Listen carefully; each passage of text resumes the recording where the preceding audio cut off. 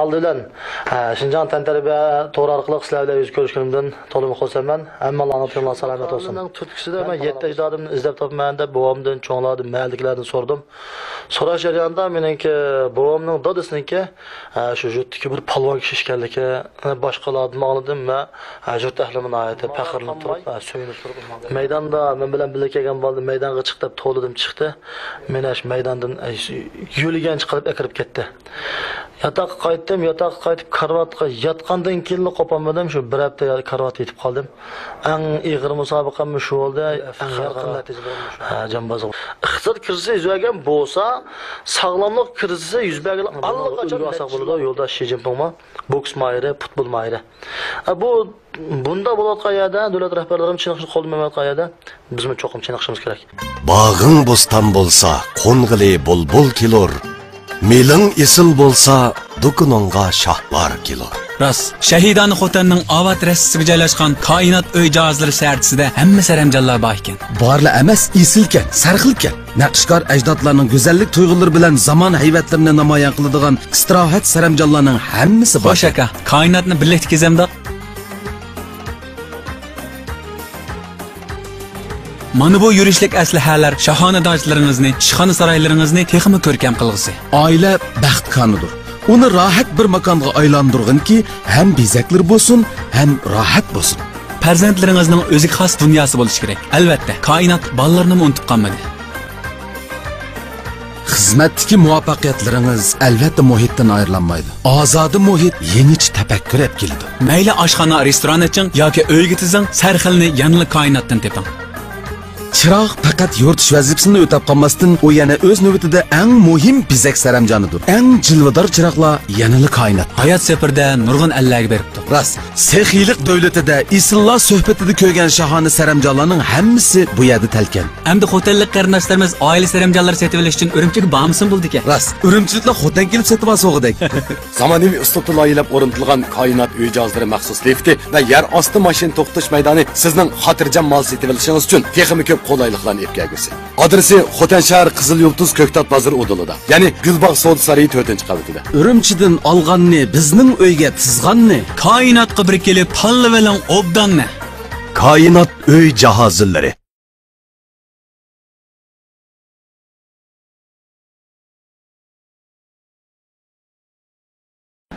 Assalamu alaykum Şinjan Tantarbiya to'riklarimizning barliq ishtirokchilari. Koinot so'richaklik mas'uliyat shirkati alohida qo'llagan Şinjan Tantarbiya to'rimiz ishlagan Tantarbiya dunyosi to'r programmamizning bu sonida palvonimiz Abdurashidxon bilan suhbatda bo'lamiz. Assalomu alaykum Abdurashidka. Va alaykum assalom. Salomat turibsiz. Siz qandoq bo'lib shu kichik vaqtingizda erkin boks tanakitiga qiziqib qolgan mushaq so'zlab beramiz? Bo'ladi. Aldılan Şinjan Tantarbiya to'g'ri orqali sizlar bilan yuz ko'rishganimdan to'liq xursandman. Hammalarning tilla salomat olsun. Men Palon Abdurashidxon bo'laman. Men kichik vaqtimdan boshlab dadamning chiniqqanlarini ko'ratdim.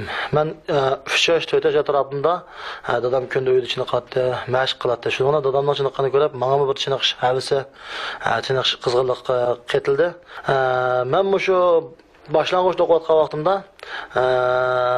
Tarım Qonchilik jurnalda bir ecdadım, jiltizim deydigan bir bet var ekan. Şu jiltizim deganda o'zining 7 ecdadını bilalisa, shunaqa maqola yo'llasa, bir uftoliq bo'lsa, e'lon qilingan bu maqola. Shu maqolaning turtkisida men 7 ecdadimni izlab topman deb bobomdan, cho'nglardan, mahalliklardan so'radim.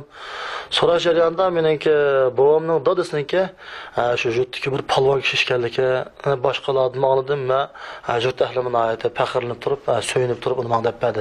Xotir qoldirib oldim. Demak, bizniki ajdodlarimizning ichida ham shunda yurt so'ygan, yurtni so'ygan, yurtlar uchun to'p qatgan palvon kishilar bo'lgan ekan. Ana lekin men o'sha kichikimdan boshlab o'zim nihoyat o'g'riq, nihoyat chaqqan edim. Tanarkatga bo'lgan ishtiyoqim to'limi yaxshi edi. Dadam o'zimga bevosita o'zi bir qo'lliq mashq qilishga boshladi 6-7 yosh vaqtimdan boshlab. Shu mashq qilish jarayonida mana kasbiy mashq emas, ishdan sirtqi mashqda bu. Shu jarayonda men har xil mashqlar qatnashdim, yugurish, chiroq sakrash degandek. Muntazam bo'lgan mashqni biz shu to'liq o'tini bitirib bo'lgandan keyin Shinjong Abnurayliq Rudovchichilik sharikatini boshqarish markazining erkin mushish komandasiga tanlandim. Shu vaqtda anadan keyin men rasmiy kasbiy hayotimni 2000-yili rasmiy boshladim. Shundan boshlab mana hozir 17 yil bo'libdi, mashqlarni, musobaqalarni qo'ldan kelyapmiz. Shu kasbiy hayotingizda erishgan natijalaringiz to'g'risida so'zlab berasiz. Bo'ldi, men bu to'g'riliq nurg'ilgan ziyoratlarni qabul qildim. Shundaqla hamda hozir 2015-yil 12-oyning 20-kuni esa men tayyorgarlik hayotimni mashqavliq hayotiga almashtirgandan keyin hozir mashqavul bo'lyapman. Hozir musobaqa uchish fursatimizni boshqa o'quvchilarga o'tinib beryapmiz. Men 2000-yillardan boshlab taki 2015-yilgacha musobaqa qatnashdim. Bu jarayonda viloyatlik, avtonom rayonlik, shaharlik va mamlakatlik xalqaro musobaqalarda nurg'un qitim qatnashdim. Endi buningda bizningki eng yorqin natijalarimiz 2003-yili avtonom rayonlik 10 navbatlik tanakat yig'inida, 2006-yili Abdurahim 11 navbatlik tanakat yig'inida, 2005-yili mamlakatlik 10 navbatlik tanakat yig'inida olgan medallarimiz eng yuqori darajada kelmoq. Mamlakatimiz miqyosida eng yaxshi natijalarimiz bo'ldi. Andan keyin 2007-yili men Shinjong erkin mushish komandasidan chekinib chiqib o'z oldimga komanda tashkil etdim. Shu komanda tashkillagan yili bir maydon musobaqa qatnashdim. Shu WLF xalqaro jambozlik musobaqasi. Shu musobaqadan boshlab hozirga qadar 18 maydon xalqaro musobaqadan uda chempion bo'lib kelyapman.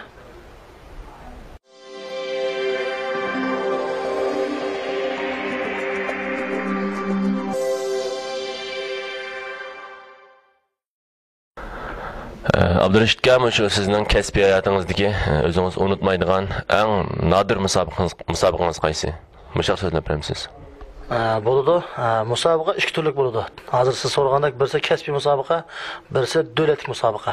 Davlatlik musobaqa deganimiz butun badallarimizni qo'g'dash kiyimlaridan qo'g'dab turib, o'lcham tushgan musobaqa. Kasbiy musobaqa deganimiz hozir sizlar ko'rayotgan palaydan, ko'sardan boshqa narsa kiymay, o'zining barliq harakatini joriy qildirib musobaqa qatnashadigan musobaqalar bo'ldi. Kasbiy musobaqada eng yuqori natija olgan vaqtim shu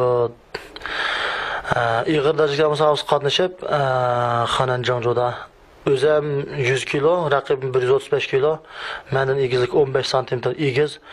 Shuning bilan tushgan vaqtim, japodatga vaqtim shu hamda. Bu vaqtda ish qilib birinchi maydonda o'zimning kuchtingir uchib qolganligimni his qildim. Uftiritaman degan xiyolga keldim.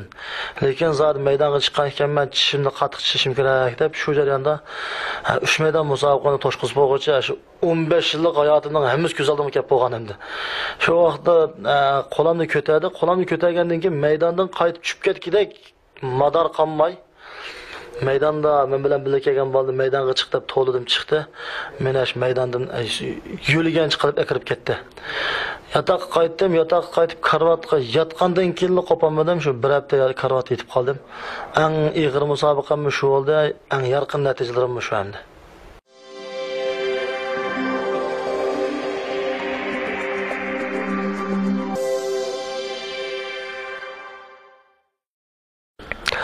Abdurashidga nihoyatda yaxshi gaplarni qilib berdingiz. Hamda shu erkin boks bilan kasbiy boksning farqi haqida so'zlab berasiz. Bo'ldi. Bu yerda siz erkin boks deb o'tdingiz.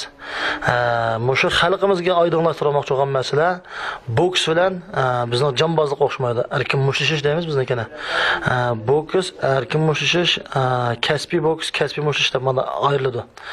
Endi bizniki mushish bilan kasbiy mushish kelgan vaqtimizda kasbiy mushish deganimiz o'zining barliq texnikalarini namoyon qilib, joriy qildirib, maydonda raqibining ojizligiga hujum qilib, o'zini eng yuqori darajada namoyon qilish. Davlatlik musobaqa deganimiz buningda asosan cheklama intayinciq o'zining salomatligini asirgan asosda texnikalarni joriy qildirish bo'ladi. Hozir xalqaro nihoyatda ufq qozonayotgan shu nihoyat olqishlanmayotgan shu kasbiy musobaqalar, mayli boksyorlikning olsun, mayli jambozlikning olsun, mayli chilishning olsun, kasbiy musobaqalar nihoyatda olqishlanmayotdi. Chunki buningda siz xohlagan bir odamga jang e'lon qilib, o'zingiz san'atkorchi bo'lsangiz, o'zingizning salohiyatingiz shuni to'g'risa musobaqa qatnasha olasiz. Shundaqla o'zingizni sinab beqish fursati bo'ladi. Ammo mau davlatlik musobaqalarda unda fursat bo'lmaydi. Birinchi nishingiz to'g'ri kelish kerak. Ikkinchidan o'zingizning kasbiy salohiyatingiz to'g'ri kelish kerak. Uchinchidan o'zingizning o'sha ig'irligingiz, egizligingiz o'sha hamma jihatdagi o'lchamga layoqatli tushmasangiz, sizni xalqachi musobaqa sanmaydi. Kasbiy musobaqada sizning yeshingiz bilan boshqa ortiq to'sh talablardan ishi yo'q. Faqat kilogramm soningiz udil-mudil kelsa, siz shuni jang e'lon qilib chiqsangiz, ham maydonda o'zingizni sinash fursatingiz bo'ladi. Jambazlik maktabi ochibsiz. Shu jambazlik maktabiga tayinib, shu bundan keyin yoshlarni qaysi jihatdan tarbiyalash planingiz bor? Qanday planingiz bor? Shu haqda so'zlab beramiz. Bo'ladi. Biz 2013-yili men o'zimning kundalik xotiramga shunday va'dalarni qilgan. 2017-yilgacha bir maktab bino qilaman deb. Mana shu maqsadlarimga yetkazdi. 2015-yilda bu maktab qurildi. 2 yil planimda 2 yil burun qurildi. Bu maktabimizda yarim kun fanniy darsga o'qiydi, yarim kun jambozlik mashq qiladi. Nima sababdan bu qurilib qoldi degan vaqtda men ishkirliklarda va yo'llarda ko'rdim musobaqalar jarayonida. Ular bolalarni kichikdan boshlab mashq qiladi, kichikdan boshlab jambozlik tarbiyalaydi.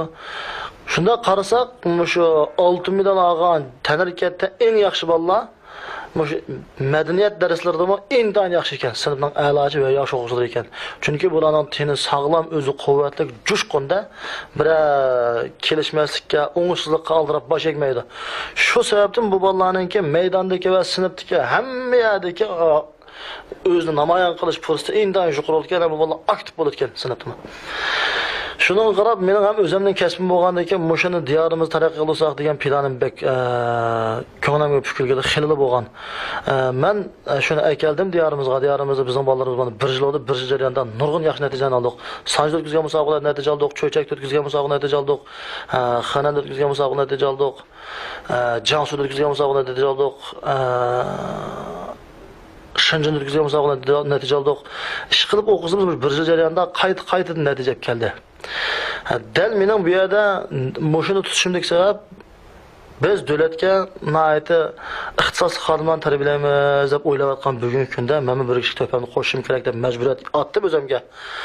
Buningda bizning bolalarimizning agar tan sog'lomlik jihatda tan saposi yuqoriroq bo'lsa, bu tan harakatlardan shug'ullanib, tan tarbiya universitetiga berib, davlatga aktiv ovoz qo'shib, davlatga sharaf akasi bo'ladi deb o'yladim. Agar buning madaniyat darsi alaylik bo'lib qolsa, fanniy darslar alaylik bo'lib qolsa, fanniy darsni davomlashtirib, bu har qaysi oliy bilim yurtlariga, universitetlarga berib, qaysi jihatdan bo'lmasin, mayli ders jihat olsun, mayli tan tarbiya jihat olsun, qaysi jihat alaylik bo'lsa, davlatimizga sharaf akasi bu maktab o'qigandan keyin buningga vaqti bekor ketdi son deb moshini tutdim. Shundaqla bizningki mushu kasb tutishdan keyingi maqsadimiz nima deganda, hozir 2016-yilda mushu bizning diyorimiz Shinjang Uyg'ur rayonida 2016-yilda tinchlik 2016-yilda ittifoqlik qilib bekitdi. İttifaqlık qilib bekitdi. Dal mana mushuni his qildik. Ham yo'ldosh Xi Jinping 2016-yilda sog'lomlik yili qilib bekitdi. Men buni his qildimki, ittifoqlikningki hamma tarafchiligini. Shu sababdan bizning yanimiz so'g'an bolalarning eng oldidan chiqadigini alaydi qismga o'talaydi. Andan keyin har qaysi yurt-yurtlarga berib, JXI xizmatlarga o'rilish olaydi. Undan keyin har qaysi yurt-yurtlarda xalqimizning tinchlik uchun kecha-kunduz xizmat qilayotgan mushu amallik qo'g'dovchilarga darhol bularningki sharoit mos keladi. Biz davlatimizga, vatanimizga bir kichik kasbimizni qatayli deb mush plan bilan maktabni boshlab yonyapmiz.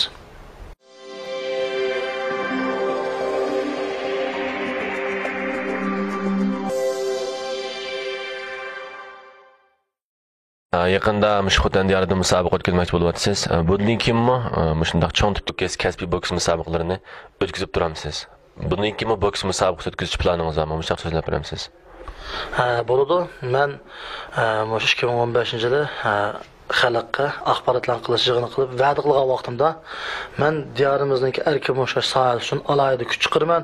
Shundaqla diyorimizda musobaqa fursati kutib turgan yoshlarimizga musobaqa maydoni hozirlab berman deb va'da qilgan. Shu sababdan mana bizning Xotan diyorimizda o'tkazmoqchi bo'lgan musobaqa bizning 7-qismlik musobaqa bo'ladi. Bu yerdan qaytib ketgandan keyin Qashqarda, Oqsuda, Ko'rlida, Qumulda, Manasda Şu diyarımızın Janubi Şinjan, Şimali Şinjan, Şarkı Şinjan rayonlarında her qaysi rayonlarda biz çoxum müsabaqalarni davomlashtirib o'tkazib turibmiz. Chunki diyorimizda mashq qilgan mahirlar intayin ko'p, tantarbiya maktablarida o'qigan, ishkirlarda bilim oshirib kelgan bolalar intayin ko'p. Ammo bularga musobaqa tushish fursati yo'q deyarlik. Ishkirliklarda bo'lgan bo'lsa, hafta-haftada degidek musobaqalar bo'lgan bo'ladi. Lekin diyorimizda musobaqa fursati intayin oz bo'lg'achqa, bular o'zini o'rgangan bilimlarini unutib qoladi va xalqqa yetkazolmaydi. Shunlashqa biz musobaqa fursatlarini ta'minlab, o'quvchilarni, mahirlarni o'zining saviyasini xalqaro saviyaga yaqinlashtirish, shundaqla xalqqa mushu jambozlik, junxo jambozligini xalqqa eng yaqinlarlikni tashviq qilish planimiz bor. Sizning shu yoshlardan kutadigan umidingiz qanday? Biz mushu oldimizdagi 11 ayda, mushu 11 ayning 5ida Jojan Yevudin Ürümchiga velosipedlik, ya'ni 6000 kilometr yo'l ekan, xaritada qarab mengibdi. Abdurayoniki har qaysi taratquv vakillari ularni ziyorat qildi. 6000 kilometr yo'lni velosipedlik besib, shu so'g'oqli yo'lni besib, ochliqqa, charchashqa, har turli mushaqqatlarga, kechilik yo'l, kunduzlik azobga degandek bardosh berib 6000 kilometr yo'l besib kelgan azmatlarimizni kutib oldik. Shundaqla kichikgina bir o'ng'ishsizlik yoki qiz do'stini ranjigan yoki ota-onasining gaplarini anglamagan kichikgina bir o'ng'ishsizlik sababtidan o'zini binodan tashlaganlarni ko'rdik. Endi bu ikkisini tan solishtirishlik maqsad nima deganda, ularga to'y qilmagan bir yigitlar. Ma bolamni bir daqiqa endi shu oliy maktabda o'qiyotgan o'quvchilar. Demak, mening maqsadim sog'lom tanga, jo'shqin ruhga, o'ziga bo'lgan ishonchga ega bo'lib, ota-onasining, yurt mahallining, millatining, vatanining bir kutgan yeridan chiqsa, jo'shqin bo'lsa ekan degan umidim bor. Hozir mening yoshlardan eng yuksak darajada talab qildig'im nima desa, qanday usul bo'lmasin, kunda 40 minutdan 2 soatgacha. Eng vaqtim yo'q degan odamga eng bo'lmaganda 40 minut bo'lmaganda 2 soat vaqt chiqish kerak. Buning birdan-bir sababi bizning diyorimizga yemak-ichmakliklar, ximiya o'g'itlar bulg'anib ketdi. Bunga hammalar qoyil. Havo muhitimiz toza sap emas. Demak, yemak-ichmak, havo muhiti har tarafda, masalan, atrofimizda mushu hozir tarqalayotgan elektr energiyalar intayin yuqori. Shunga mushu muhitning ichida, mushu besinning ichida yashayotgan bo'lganimiz bizning badanimiz bardosh berolmaydigan yerga keldi. Nurg'un kishilarning og'zidan anglaymiz, iqtisod krizisi yuz berdi deb. Iqtisod krizisi yuz bergan bo'lsa, sog'lomlik krizisi yuz bergan allaqachon natijlar bo'lib ketdi.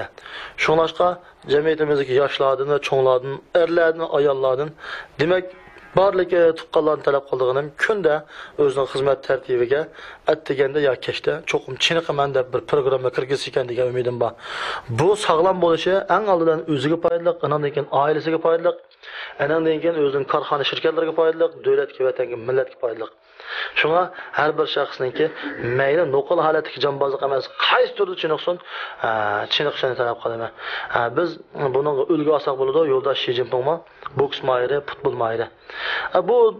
Bunda bo'layotgan yerda davlat rahbarlari chiniqishni qo'llamayotgan yerda biz cho'qim chiniqishimiz kerak. Chiniqish har bir odamning oilasiga sog'lomlik, baxt olib keladi. Hammalardan talab qilganim, tininglar salomat bo'lsin, oilanglar baxtli bo'lsin. Rahmat. Ziyoratimizni qabul qilganingizga rahmat. Tiningiz salomat bo'lsin. Omon bo'ling.